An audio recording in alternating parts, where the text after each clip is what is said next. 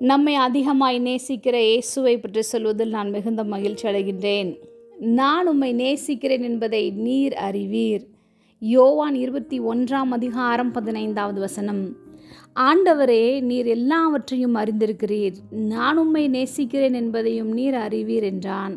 இயேசு, என் ஆடுகளை மேய்ப்பாயாக என்றார். சீமோன் பேதுரு இயேசு கிறிஸ்துவனிடத்தில் அன்பாயிருக்கின்றான். ஆனாலும் அவனுடைய அன்பை குறித்து இயேசு கிறிஸ்து சோதித்து பார்க்க விரும்பினார். தன்னுடைய ஆடுகளையும் ஆட்டுக்குட்டிகளையும் மேய்க்கும் ஊழியத்தை இயேசு கிறிஸ்து பேதுருவிடத்தில் பொறுப்பாக கொடுத்திருக்கிறார்.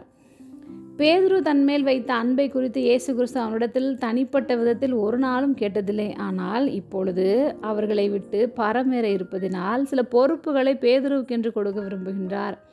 ஏனென்றால் சோதனைகளில் விழுந்து போன மனிதர்களை தூக்கி எடுக்கும்படியாக அவர்களை நேசிக்கும்படியான முக்கியமான பொறுப்பை பேதுரு கொடுத்தார். யூதாஸ் காரியோத் இயேசுவை காட்டி கொடுத்தான். பேதுருவும் மறுதளித்தான். ஆனால் யூதாஸ் மனம் திரும்பவில்லை. பேதுருவோ மனம் திரும்பினான். தேவனோடு மறுபடியும் ஐக்கியம் வைக்க வேண்டும் என்று எதிர்பார்க்கின்றான். தேவனை பிரிந்து பயத்தையும் சந்தேகத்தையும் நீக்கி தேவன் அவன் மேல் வைத்திருக்கிற பெரிய அழைப்பை உறுதிப்படுத்தும்படியாகவே நீ என்னை நேசிக்கின்றாயா என்று 3 முறை பேதுருவிடத்தில் இயேசு கிறிஸ்து கேட்டார்.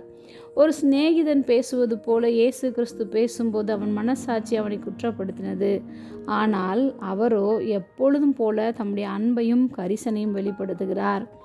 பேதுருவை பார்த்து, இவர்களிலும் அதிகமாய் நீ என்னிடத்தில் அன்பாக இருக்கிறாயா என்று கேட்டார். இதற்கு என்ன அர்த்தம் என்றால், எத்தனை பாடுகள் துன்பங்கள் வந்தாலும் இனிமேல் என்னை நீ மறுதலிக்க மாட்டாய் அல்லவா? ஒருவேளை நாமும் கூட பல சூழ்நிலைகளில் இயேசு கிறிஸ்துவை நேசிக்கிறோம் என்று சொல்லிவிட்டு உலகத்தை நேசித்து விடுகின்றோம். உலகத்தில் உள்ள நம்முடைய உறவுகளுக்காக ஆண்டவரை உதறி தள்ளிவிடுகின்றோம். இன்று நம்மை பார்த்தும் கேட்கின்றார், நீ என்னை நேசிக்கின்றாயா? நம்முடைய குடும்பத்தில் பணிபுரியும் இடங்களில் ஊழிய பாதைகளில் எத்தனை பிரச்சனைகள், சோதனைகள், வேதனைகள் வந்தாலும் நாம் சோர்ந்து போகாமல் பேதுருவை போல சாட்சியாக இயேசுவின் அன்பை பற்றி சொல்வோம். ஜெபம். அன்பின் பரம தகப்பனே, எப்பொழுதும் எங்களோடு கூட இருக்கிறவராகவே இருக்கிறவரே, உம்மை நேசிக்கிற அந்த இருதயத்தை நீர் எங்களுக்கு தந்ததற்காக நாங்கள் நன்றி செலுத்துகிறோம். இயேசுவின் நாமத்தில் பிதாவே, ஆமென்.